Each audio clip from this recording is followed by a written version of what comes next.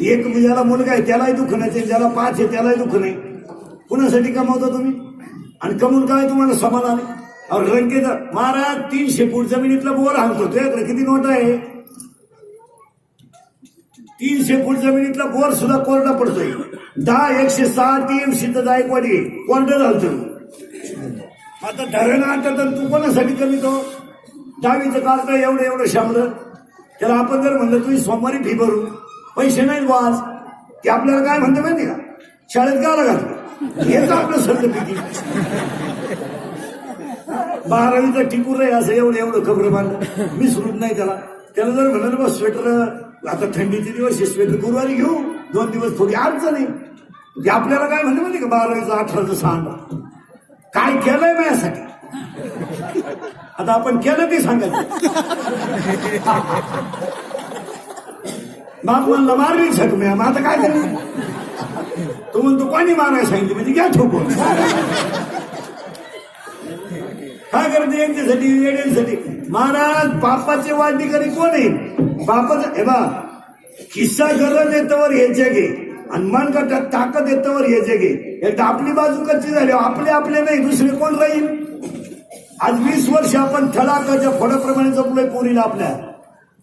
महाराज पुरीचं लग्न केलं तर उशीमध्ये मुंडका गुंतून तिचा बाप रात्रभर रडला. तो कर्ज झालं म्हणून रडला नाही.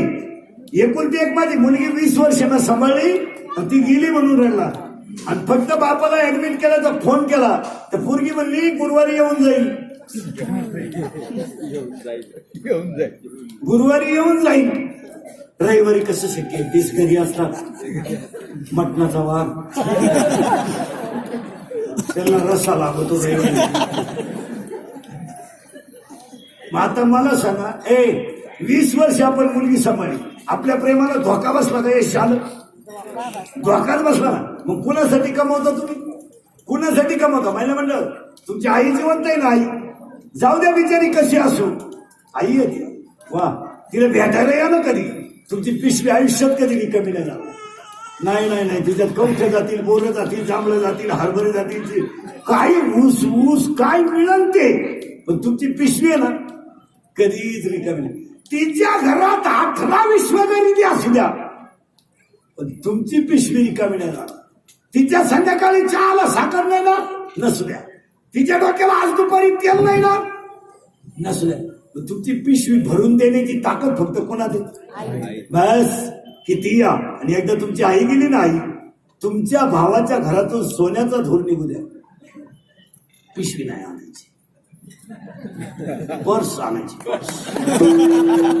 पिशवी. कारण तो भाऊ किती जरी लखपती असला तर ते आई इतकं प्रेमी नाही. मग आता खरं सांगा मला म्हणलं, तुम्हाला असं कधी वाटलं का आपली आई मला सावध राहावं? कशी असू द्या पण आपली आई जगावं असं वाटतं ना. वाटतं ना. पुढचा दणका नाही कठीण वाटतं ना तुम्हाला तुमची आई कधी जाऊ नये. मग तुम्ही ज्याच्या पगारावर नोक उडी हाणता त्याला आई असेल ना.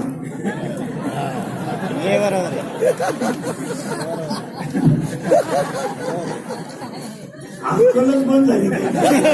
तुमची कधी जाऊ नये त्याची जगू नाही. काय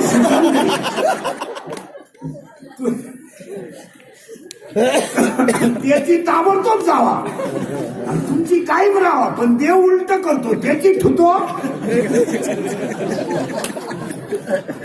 नाही माझे कीर्तन ऐकून गेले 2-4 दिवस सुधरत नाही. माझा बदील होतो तो, बदील एकटाच हसतो घरी गेला. आणि त्याला 6 महिने 8% BP येत नाही. त्यांना कुठे जायचं नाही, ते पैसे मला देऊन टाकायचे. आणि पाया पडून सांगतो, हे इडलीकडचे कीर्तन आहे महाराज. हे काल सत्य, आज सत्य, उद्या सत्य. आपल्या तोंडात वाक्य बाहेर पडलं ना महाराज, ते कवाही सत्यच, त्याला चॅलेंज नाही. फिट. आता बारीक ऐकायला पुढे झाला. आता करंट लावून दिला तुम्हाला. मुरगा ज्याला भाषे नाही तर काही नाही. 50 वर्ष वय झालं, रिलॅक्स जगावा. काही नाही तरी कोण आहे महाराज? शेल्पंजरी भीष्म पडला, कोणी सोडवला नाही. कृष्णासारख्या देवावर कौस्तुभ मणी चोरण्याचा आळा आला, सोडवलं कोणी? कृष्णासारख्यावर मणी चोरण्याचा आळा आला का नाही? काय बोलायचंय? सख्या बहिणीचं लग्न झालं, डामाडावडा तो वरात निघाली. महिला म्हणलं काय बोलायचंय महाराज? सख्या भावानं बहिणीला जेलमध्ये ठेवलं. काय दिवस येऊ शकतात मला? सख्या बहिणीनं भावानं बहिणीनं जेलमध्ये ठेवलं, बहिणीला दिवस गेले, बहीण बाळांत झाली.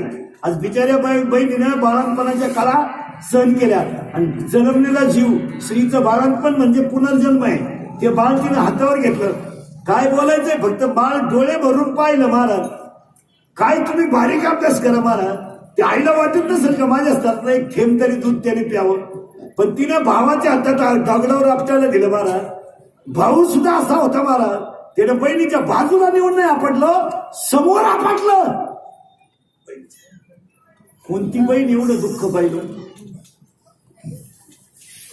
बरं, 1 महिना आपटले, 6.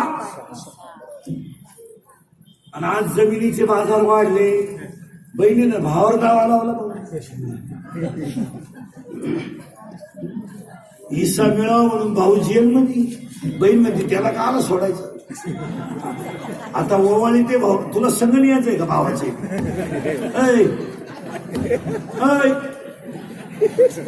त्या बिचाऱ्या आईबापाने तुझ्या सुखासाठी काहीतरी करून दिलं ना, आणि तुला झालेली मुलं बाळ तरी पुढे सुईची. सख्या भावाचं रक्ताचं नाथ तोडाय निघली तू, आणि तुझ्या पोराला इस्टेट द्यायची. तू अपवार सुईचंय का? तुला एकच पोर आहे, ती पेपरला गेली, आलीच नाही, निकालच घेऊन येते का काय? आणि पोर तर संध्याकाळी रिक्षा टाकून आणायला लागत आहे, तू भावाचं नाथ तोडती. तू सुईचे आहेत का?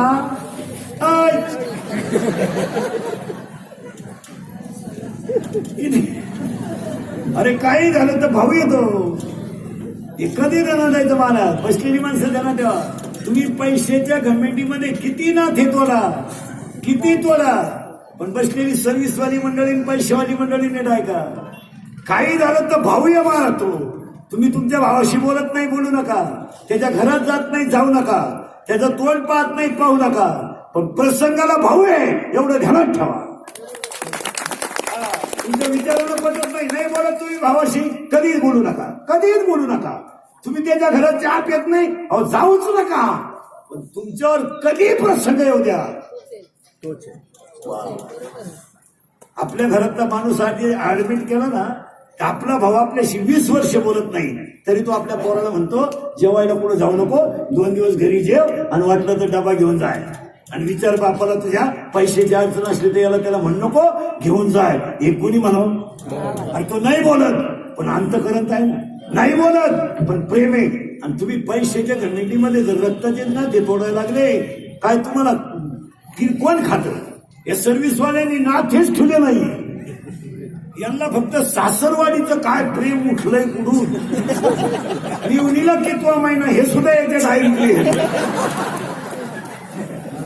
आणि आईच्या श्राद्धाची तारीख काढाय ब्राह्मणाकडे गेला तो. ब्राह्मण म्हणले हो तुमची आई नेली का? असा पाऊस आला होता.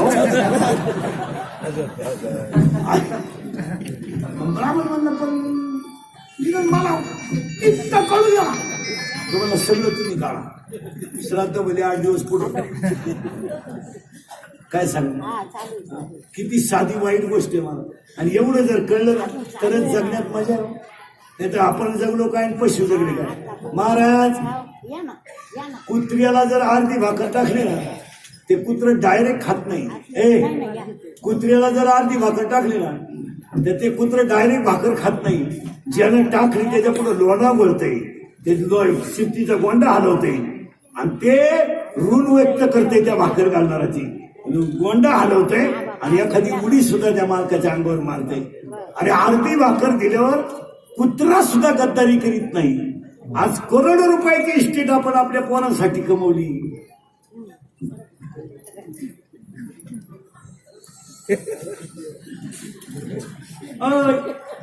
अरे कुत्रा बरं ना,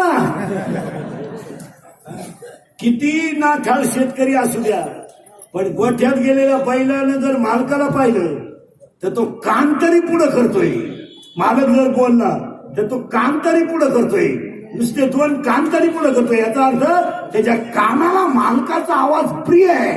काही वेळेस त्या बैलाला शेतकरी जर आऊत हाकायला लागला ना महाराज, तर कडाला गेलेल्या बैलाला नावानं हात मारली तरी तो वळतो. कारण त्या बैलाला माहितीये माझं नाव या मालकानं हे ठुलंय. चांगल्या चांगल्या माणसांनी बापाच्या दाव्याचे पैसे दिले नाही नाव्याचे. हो, थोरल्याकडे मागितलं तर म्हणलं आपला काही संबंध नाही. धाकटा म्हणला मी त्याचा नाहीच तर पैसे द्यायचं काय संबंध नाही. म्हणला माणूस हित करतो. कडक कपडे घातल्याला जग सुधरत नाही.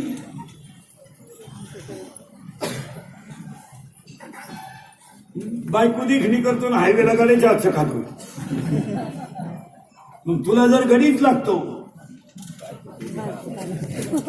अरे थोडी चपाती बायको पण जर जळाली ना तर ती नवऱ्याला वाढीत नाही.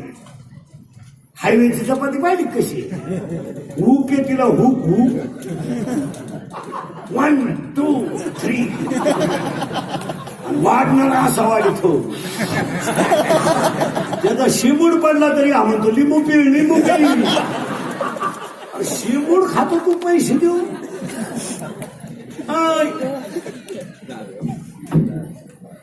म्हणून दुसरं एक वाक्य सांगतो मला, जगातली कोणतीही गोष्ट यशस्वी करा तुम्ही, पण तिला वाव देऊ नका. आज माणसं वाव दिल्यामुळे दुःखी झाली. बायकोची लाड तुम्ही जरूर करा, पाया पडा ना रोज. तुमच्या देवीचं रूप आहे ना बरं पाया. पण बायकोची लाड तुम्ही किती करा, महिन्याला साडी घ्या, कोण नको म्हणलं. पण आपली आई आपल्यापासून बायकोच्या शब्दामुळे दुरेल इतके लाड बायकोचे करू नका. वाव नका लाड करा तिथे. आठवड्याला चप्पल घ्या, 3 रंगाच्या चपला घ्या तिला. फरशीवर ये, घरात ये, बाहेर ये. आता तो आप सरच करू नाही. तुला कोणचा आधार आहे तिच्याशिवाय. तुम्ही लाड बायकोचे किती करा, पण आपल्या भावाची ना आपली दुश्मनी जर बायकोच्या शब्दामुळे होत असेल तर इतका वाव बायकोला देऊ नका. ती लाड करा. लाड करायला का आपण कमवतोयच त्यांच्यासाठी, पण ती म्हणली म्हणून आपण आपला बाप आणायचा. इतका वाव दाखवायचा.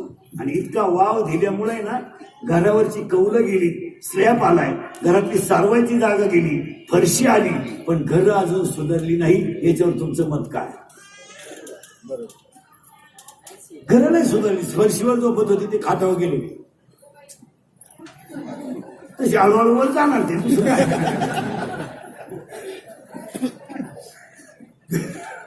फरशीवर आता खाटावर आला, खाटावरून गच्चीवर गेला, गच्चीवरून जाऊनांच्या खांद्यावर सरळ गेला, तो जाणार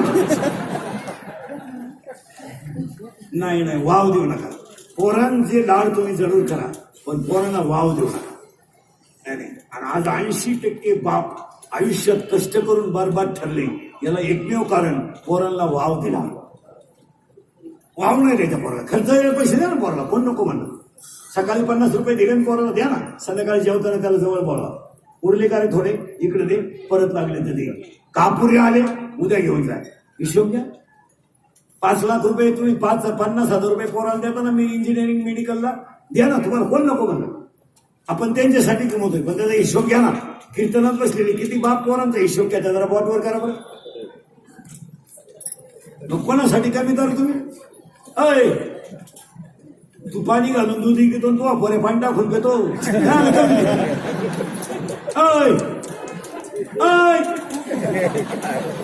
कॉलेजचं पोरग दारू पिताना बापाच्या नावाची शेअर करतोय, दत्तू पाटील की जय हो. पियाल्यावर एकमेकाला बापाच्या नावानं हका मारते. ते दत्त्या, हे सख्या, हे वामण्या.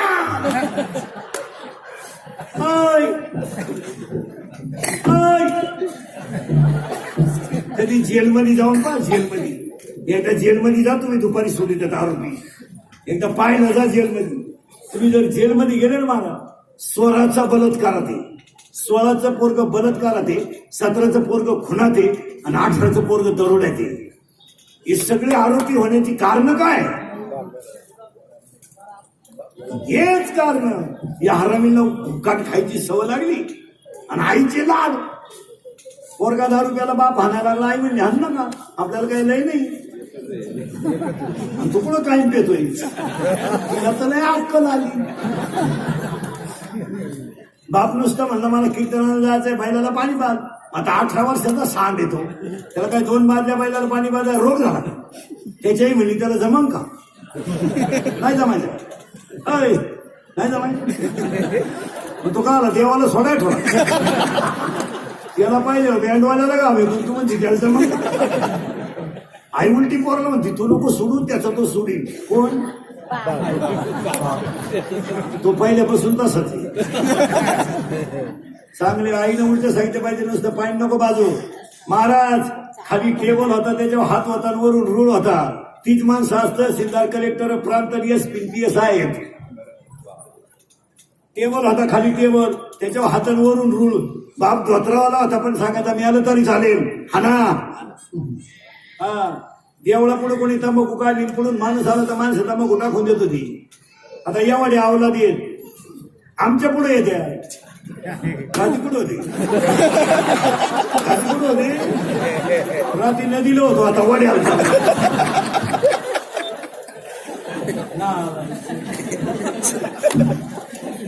अरे कांदे लावायचा सीझन असलं तर आई म्हणायची चहा भाकर खाऊन जाईन दुपारी जेवायले.